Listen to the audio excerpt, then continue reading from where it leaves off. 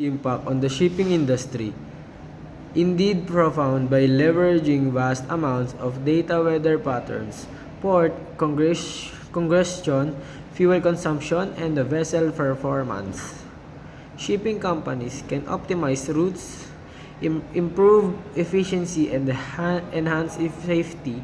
This integration of big data allows for predictive maintenance, better risk management, and ultimately cost savings. Furthermore, it enables the implementation of IoT sensors on ships facility real-time monitoring and decision making. So while while the shipping industry may not have been at the forefront of big data adoption, initially, its potential for disruption and transformation is significant.